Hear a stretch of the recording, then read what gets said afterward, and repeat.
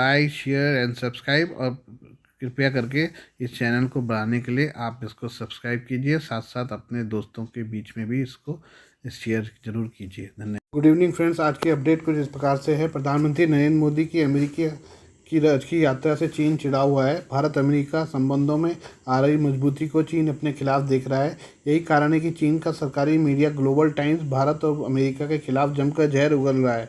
अपने संपादकीय में ग्लोबल टाइम्स ने अमेरिका को धोखेबाज बताते हुए भारत को सतर्क रहने की अपील की है। इतना ही नहीं, ग्लोबल टाइम्स ने यहाँ तक कहा है कि अमेरिका अपने फ़ायदे के लिए भारत का इस्तेमाल कर रहा है। उसका दावा है कि चीन और रूस का मुकाबला करने के लिए अमेरिका भारत को अपने साथ जोड़ रहा है। ग्लोबल टाइम्स ने जापान और ऑस्ट्रेलिया का हवाला देते हुए भारत को चीन का दुश्मन न बनने की अपील की है। ग्लोबल टाइम्स ने लिखा है कि अमेरिका की इच्छा भारत को साथ जोड़कर क्षेत्र का सैन्यकरण करना और संघर्ष को भड़काना है। वह हर हाल में क्षेत्रीय तनाव को तेज करना चाहता है। अखबार ने लिखा है कि अमेरिकी राष्ट्रपति जो बाइडेन के राष्ट्रीय सुरक्षा सलाहकार जे.के. सुलिवन ने पीएम मोदी की अमेरिका यात्रा से दोनों देशों के संबंध में क्रांतिकारी बदलाव की उम्मीद जताई है, क्योंकि उन्हें ने अमेरिकी विदेश मंत्री एंटनी ब्लिंकन के दौरे से चीन में किसी राजनयिक सफलता की संभावना नहीं थी। हालांकि इस दौरान अमेरिका ने खुद वन चाइना पॉलिसी को दोहराया और ताइवान की स्वतंत्रता का समर्थन करने से दो टूक इनकार किया। ग्लोबल टाइम्स ने जिक्र किया कि सुलिवन ने शुक्रवार को टोक्यो में कहा था कि विदेश मंत्री ब्लिंकन की चीन यात्रा एक महत्वपूर्ण घटना होगी, लेकिन ये अगले हफ्ते की सबसे महत्वपूर्ण घटना नहीं हो सकती। सुलिवन के अगले हफ्ते का मतलब पीएम मोदी की अमेरिकी यात्रा से था। अमेरिकी मीडिया रिपोर्ट में कहा गया कि राष्ट्रपति जो बाइडेन ने भारत के साथ बढ़ते संबंधों को चीन के बढ़ते प्रभाव को रोकने के अपने प्रयासों की आधारशिला बनाया है। वे भारत को रूस के साथ रक्षा और आर्थिक संबंधों को तोड़ने के लिए भी बनाने का प्रयास कर रहे हैं। चीन के सिंघुआ विश्वविद्यालय में नेशनल स्टडी इंस्टीट्यूट के रिसर्च डिपार्टमेंट के डायरेक्टर कियांग फेंग ने ग्लोबल टाइम्स से कहा कि भारत और अमेरिका के बीच घनिष्ठ संबंध दोनों देशों की विदेश नीति की निरंतरता है। भारत ने वास्तव में हाल के वर्षों में अमेरिका के साथ घनिष्ठ संबंध बनाए हैं, विशेष रूप से अर्थव्यवस्था, प्रौद्योगिकी और रक्षा के क्षेत्रों में। उन्होंने कहा कि उम्मीद की जा सकती है पीएम मोदी बाइडेन की बैठक के दौरान दोनों पक्ष अपनी रणनीतिक साझेदारी को और गहरा करने के लिए विशेष रूप से आर्थिक और रक्षा सहयोग के नए समझौतों पर बातचीत करेंगे। कियान ने कहा कि भारत पारंपरिक रूप से प्रमुख शक्तियों के साथ संतुलित संबंध बनाए रखने के लिए कूटनीतिक दृष्टिकोण को अपना रहा है। विशेष रूप से भारत अमेरिका और रूस के संबंधों में सतर्कता बरत रहा है। भारत को अमेरिका और रूस के साथ अपने संबंधों को व्यवस्थित करने में कई मुद्दों और चुनौतियों का सामना करना पड़ रहा है। भारत ने यूक्रेन संकट की शुरुआत के बाद से सार्वजनिक रूप से रूस की आलोचना नहीं की है, लेकिन उसने दोनों पक्षों को दुश्मनी भूलकर शांतिपूर्ण समाधान ढूंढने की समझाइश जरूर दी है। ग्लोबल टाइम्स का कहना है कि भारत इस दौरान कई विरोधाभासी दृष्टिकोणों को जन्म दे रहा है। वह अमेरिका और पश्चिम के साथ खासतौर पर रक्षा संबंधों को मजबूत कर रहा है, लेकिन दूसरी ओर उसने अमेरिका के नेतृत्व वाले नाटो में शामिल होने से स्पष्ट रूप से इनकार कर दिया है। आइए अब हम चीन और पाकिस्तान की जुगलबंदी के बारे में बात कर लें। चीन ने नकदी संकट से जूझ रहे पाकिस्तान के पंजाब सूबे में 4.8 अरब डॉलर की लागत से 1200 मेगावाट क्षमता का एक परमाणु संयंत्र लगाने के लिए मंगलवार को एक समझौते पर हस्ताक्षर किए। चीन ने यह करार दोनों देशों के बीच रणनीतिक संबंधों को और प्रगाढ़ करने के संकेत के तौर पर किया है। समझौते पर हस्ताक्षर करने के मौके पर पाकिस्तान के प्रधानमंत्री शहबाज शरीफ भी मौजूद थे। समझौते के तहत चीन पंजाब के मियांवाली जिले के चश्मा में 1200 मेगावाट क्षमता के एक चश्मा 5 परमाणु संयंत्र की स्थापना करेगा। प्रधानमंत्री शरीफ ने अपने संबोधन में परमाणु संयंत्र समझौते को चीन और पाकिस्तान के बीच बढ़ते आर्थिक सहयोग का प्रतीक करार दिया है और संकल्प लिया है कि इस परियोजना को बिना देरी के पूरा किया जाएगा। उन्होंने कहा, हम इस पर काम बिना देरी के शुरू करेंगे। पाकिस्तान मुस्लिम लीग नवाज PMLN के नेता ने इसके साथ ही पूर्ववर्ती इमरान खान सरकार को बिजली परियोजनाओं में देरी के लिए आड़े हाथों लिया। शरीफ ने कहा कि मुश्किल आर्थिक हालात के बीच पाकिस्तान को चीन से इस परियोजना के लिए 4.8 अरब डॉलर का निवेश मिल रहा है, जो संदेश देगा कि पाकिस्तान वो स्थान है जहाँ पर चीनी कंपनियाँ और निवेशक निवेश कर रहे हैं, जो उनके विश्वास और भरोसे को इंगित करता है। शरीफ ने कहा कि चीनी कंपनियों ने विशेष रियायत दी है, जिससे इस परियोजना में अरबों रुपये की बचत होगी। उन्होंने भरोसा जताया कि चीन और मित्र देशों की मदद से पाकिस्तान मुश्किल समय से बाहर निकल आएगा। पाकिस्तान परमाणु ऊर्जा आयोग के मुताबिक चश्मा में पूर्व में स्थापित 4 परमाणु संयंत्रों की बिजली उत्पादन क्षमता 1330 मेगावाट है। 2 अन्य परमाणु संयंत्र भी पाकिस्तान में स्थापित हैं। कराची परमाणु संयंत्र की इन 2 रिएक्टरों की क्षमता 2290 मेगावाट है।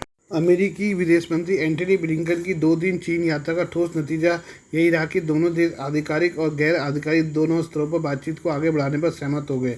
पर्यवेक्षकों के मुताबिक लगातार बढ़ रहे टकराव के बीच दोनों देशों का बातचीत जारी रखने का फैसला सकारात्मक है। पिछले फरवरी में अमेरिका में चीनी गुब्बारे का मुद्दा गरमाने के बाद ब्लिंकन ने एक तरफा ढंग से अपनी चीन यात्रा रद्द कर दी थी। तब से दोनों देशों के बीच संवाद टूटा हुआ था। ब्लिंकन को रविवार को यहाँ चीन के विदेश मंत्री चिनगांग से बातचीत हुई थी। सोमवार को उनकी यहाँ चीन के टॉप डिप्लोमेट वांग यी और फिर राष्ट्रपति शी जिनपिंग से मुलाकात हुई। इन सभी मुलाकातों के बाद दोनों देशों की तरफ से कहा कि दोनों पक्षों में दो टूक गहराई से और रचनात्मक वार्ता हुई है। हाल का समय दोनों देशों के बीच विभिन्न स्तरों पर संपर्क टूटने या कमज़ोर पड़ने का रहा है, लेकिन अब इस पर सहमति बनी है कि दोनों देश एक दूसरे के लिए विमान उड़ानों की संख्या बढ़ाएंगे। साथ ही वे समाज, विज्ञान, शैक्षिक और एकेडमिक क्षेत्रों में आदान प्रदान को प्रोत्साहित करेंगे। वांग यी ने ब्लिंकन से मुलाकात के दौरान कहा कि अमेरिका को चीनी खतरे को लेकर शोर मचाना बंद करना चाहिए और चीन पर एक तरफा प्रतिबंध लगाने की नीति छोड़नी चाहिए। साथ ही उसे चीन के अंदरूनी मामलों में दखल देना बंद कर देना चाहिए। चीन की वेबसाइट डिफेंस टाइम्स पर छपी एक रिपोर्ट के मुताबिक इन मांगों को ब्लिंकन ने स्वीकार कर दिया है। इसका उल्लेख करते हुए चीन के टीकाकारों ने कहा कि अमेरिका टेक्नोलॉजी के क्षेत्र में चीन पर प्रतिबंध लगाना या ताइवान के मामले में दखल देना छोड़ेगा, इसकी संभावना नहीं है। इसलिए अमेरिका से चीन के संबंध में सुधार का एकमात्र क्षेत्र जनता के स्तर पर संपर्क बढ़ाने का रह जाता है। पिछले साल सितंबर में इंडोनेशिया के बाली में हुई G20 बैठक के दौरान अमेरिकी राष्ट्रपति जो बाइडेन और शी जिनपिंग के बीच शिखर वार्ता हुई थी। तब बाइडेन ने आश्वासन दिया था कि अमेरिका चीन के साथ शीत युद्ध शुरू करना नहीं चाहता, ना ही वो चीन की राजनीतिक व्यवस्था को बदलना चाहता है। बाइडेन ने कहा कि अमेरिका ताइवान की आज़ादी का समर्थन नहीं करता। ब्लिंकन ने अपनी बीजिंग यात्रा के दौरान इस आश्वासन को दोहराया, लेकिन चीनी टीकाकारों ने कहा कि बाइडेन प्रशासन ने अपने राष्ट्रपति के वादे के मुताबिक आचरण नहीं किया है। इसलिए अब संदेह जताया गया कि ब्लिंकन के आश्वासन से भी सूरत बदलेगी। एवं प्रधानमंत्री नरेंद्र मोदी के बारे में बात करें। प्रधानमंत्री नरेंद्र मोदी संयुक्त राज्य अमेरिका की अपनी पहली राजकीय यात्रा के लिए दिल्ली से रवाना हो चुके हैं। वे 21 से 23 जून तक अमेरिका के दौरे पर रहेंगे। पीएम के आधिकारिक दौरे की शुरुआत 21 जून की सुबह न्यूयॉर्क में संयुक्त राष्ट्र के मुख्यालय में योग दिवस समारोह से होगी। इस बीच सामने आया है कि इस यात्रा के दौरान प्रधानमंत्री मोदी 24 खास लोगों से मिलेंगे। इनमें नोबेल पुरस्कार विजेता, अर्थशास्त्री, कलाकार, वैज्ञानिक, विद्वान, उद्यमी, शिक्षाविद, स्वास्थ्य क्षेत्र के विशेषज्ञ आदि शामिल हैं। अपनी अमेरिका यात्रा के दौरान प्रधानमंत्री नरेंद्र मोदी जिन खास 24 लोगों से मुलाकात करेंगे उनमें टेस्ला के सह संस्थापक एलन मस्क, एस्ट्रोफिजिसिस्ट नील डेग्रेस टाइसन, ग्रैमी पुरस्कार विजेता भारतीय अमेरिकी गायक फाल्गुनी शाह भी शामिल हैं। इसके अलावा वे Paul Romer, Nicholas Nassim Taleb, Ray Dalio, Jeff Smith, Michael Foreman, Daniel Russell, Elbridge Colby और doctor Peter Agre, doctor Stephen Klasko और चंद्रिका टंडन से भी मुलाकात करेंगे। 21 जून को न्यूयॉर्क स्थित संयुक्त राष्ट्र मुख्यालय में अंतर्राष्ट्रीय योग दिवस समारोह की अगुवाई करेंगे। इसके बाद पीएम मोदी वाशिंगटन डीसी जाएंगे। यहाँ व्हाइट हाउस में उनका पारंपरिक स्वागत किया जाएगा। इसके बाद पीएम मोदी अमेरिकी राष्ट्रपति से मुलाकात करेंगे। विदेश मंत्रालय के मुताबिक राष्ट्रपति जो बाइडेन और प्रथम महिला जिल बाइडेन 22 जून की शाम प्रधानमंत्री मोदी के सम्मान में राजकीय रात्रि भोज डिनर की मेजबानी करेंगे। इसके बाद पीएम मोदी प्रतिनिधि सभा के स्पीकर केविन मैकार्थी और सीनेट के स्पीकर चार्ल्स सूमर समेत कई सांसदों के न्योते पर अमेरिकी कांग्रेस के संयुक्त सत्र को संबोधित करेंगे। इसके बाद 23 जून को अमेरिका के उपराष्ट्रपति कमला हैरिस और विदेश मंत्री एंटनी ब्लिंकन लंच यानी दोपहर के खाने की मेजबानी करेंगे। मंत्रालय ने बताया कि आधिकारिक कार्यक्रमों में भाग लेने के अलावा प्रधानमंत्री कई प्रमुख कंपनियों के मुख्य कार्यकारी अधिकारियों CEO से भी बातचीत करेंगे।